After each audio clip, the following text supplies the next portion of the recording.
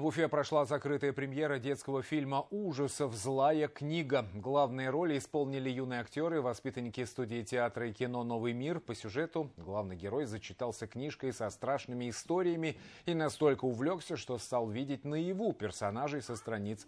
Главный посыл, что страхи оживают, если им придавать слишком большое значение. Съемочный процесс проходил в одной из уфимских школ и занял 2 дня. А на монтаж и спецэффекты ушло 3 месяца.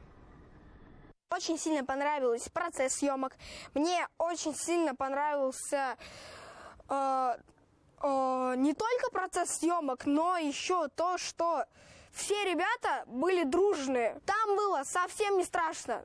Вот страшно только вот тут вот на экране, что мы смотрим.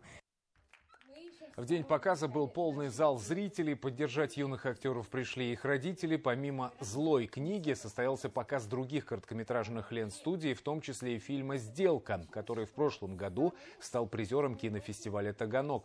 Что касается премьерного фильма, то он также отправится на различные кинофестивали, а после уже будет доступен массовому зрителю. Наши дети большие молодцы, мы их готовили к этой съемке, репетировали с ними каждый день практически. Также благодарю наших гримеров за такой потрясающий грим, реально было очень страшно. Нашу работу мы впервые увидели на большом экране, это было очень волнительно и для детей, которые снимались в этих проектах, и для взрослых.